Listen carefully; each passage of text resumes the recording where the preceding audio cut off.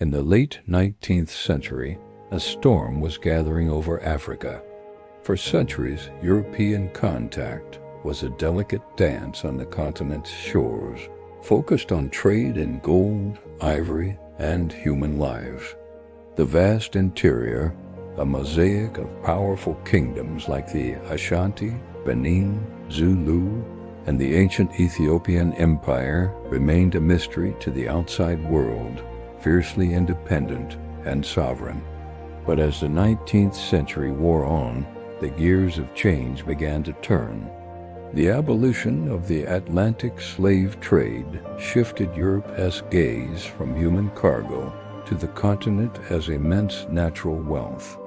The furnaces of the Industrial Revolution were roaring, and they demanded fuel: rubber, diamonds, copper, palm oil.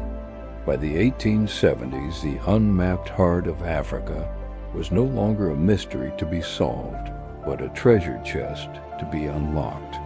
The age of coastal trade was over. The age of conquest was about to begin. The spark that lit the fuse came from an unlikely source: the ambitious king of a small European nation.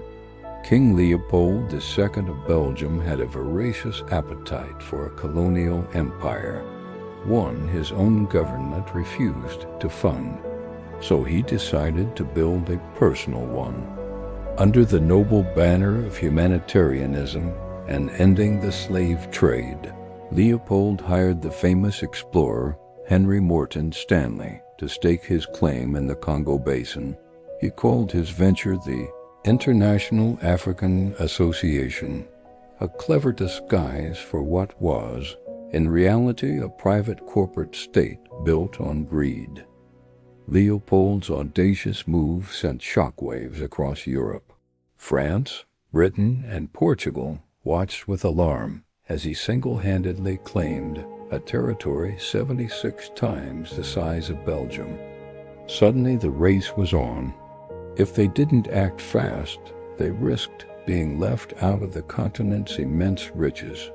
Diplomatic niceties gave way to a frantic rush as European agents scrambled to plant their flags on African soil, each trying to outmaneuver the other. The tension was palpable. A war between the great powers of Europe, fought over Africa, seemed inevitable. To avoid a disastrous European conflict, German Chancellor Otto von Bismarck called for a conference.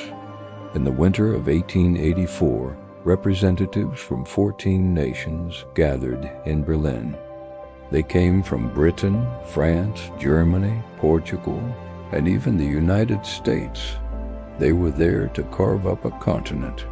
But in the grand halls where Africa's fate was decided, one voice was conspicuously absent: the voice of Africa itself.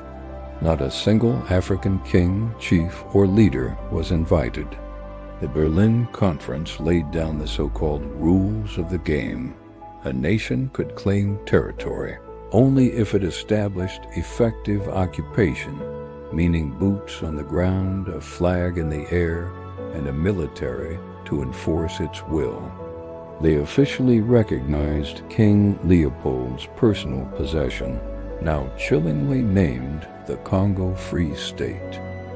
With the stroke of a pen, these men drew lines on a map, lines that sliced through ancient kingdoms, split ethnic groups in two, and merged bitter rivals into single colonies.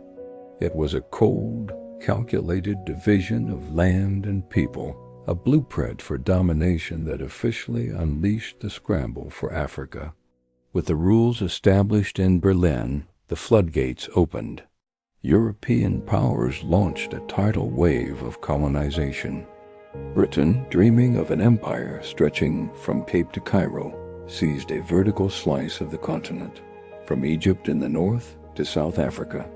France pushed eastward from Senegal and inward from Algeria, consuming vast swaths of West and Central Africa. Germany, a latecomer to the imperial game, grabbed territories we now know as Namibia, Cameroon, and Tanzania.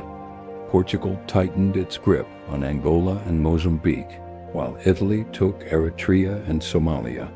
By 1914, the transformation was staggering. 90% of Africa was under European rule.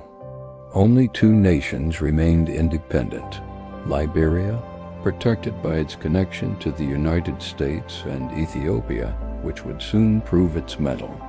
The new map of Africa was a chaotic patchwork of artificial borders, drawn with a ruler in a distant European capital, completely ignoring the human geography of the continent.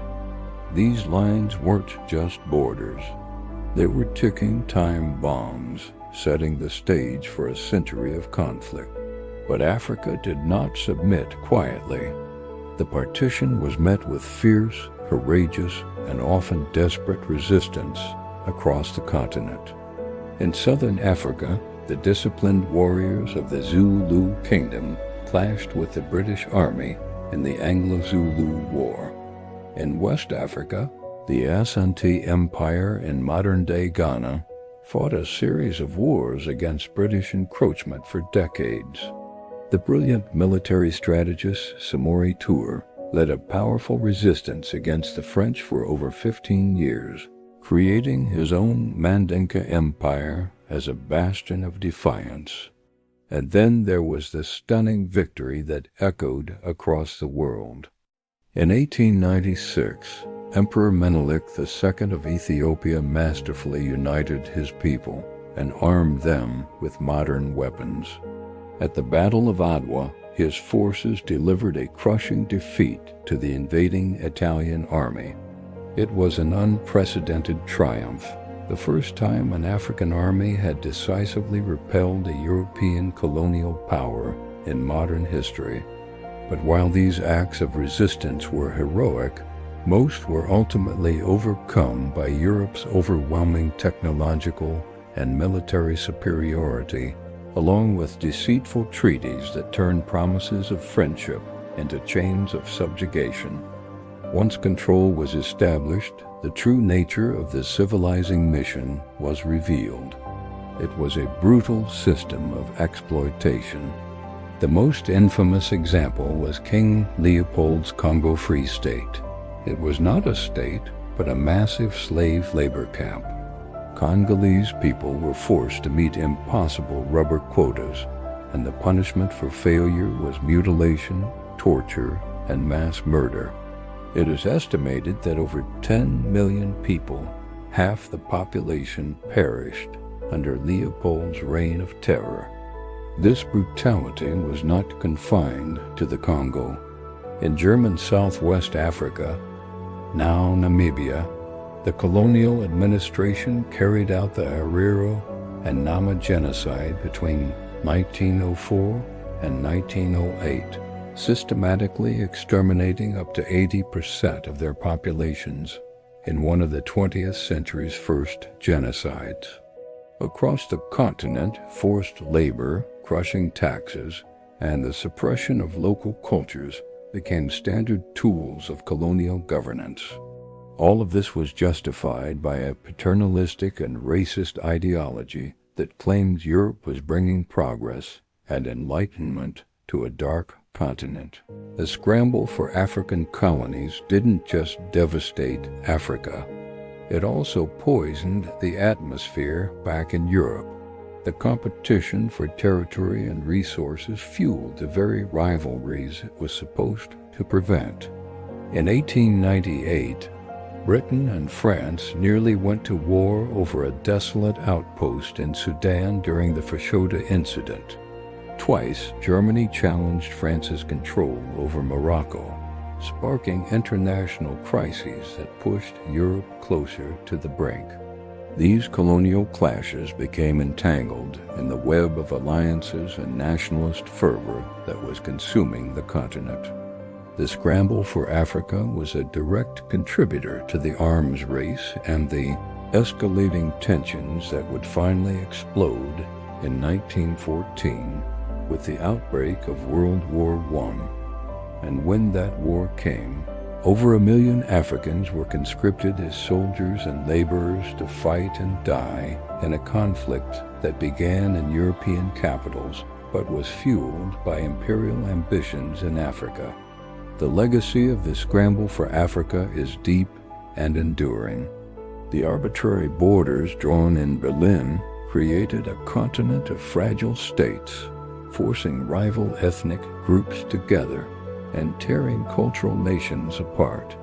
This laid the groundwork for decades of post-independence conflict, from the Nigerian Civil War over Biafra to the Congo crisis, and most horrifically, the Rwandan genocide. Colonialism dismantled local economies, replacing subsistence farming with cash crop economies dependent on Europe. It imposed foreign languages, religions, and systems of governance, all while entrenching a racial hierarchy that would haunt these nations for generations. In just 3 decades, Africa was transformed from a continent of sovereign kingdoms to a collection of European possessions. The lines drawn in Berlin didn't just reshape a map. They rewired the destiny of a continent, creating the fault lines for nearly every political, ethnic, and military struggle that would follow. The scramble for Africa was not the beginning of civilization. It was the beginning of control. Thank you so much for watching. If you found this history as important as we do, please consider liking this video and subscribing to our channel for more deep dives into the events that shaped our world. See you next time.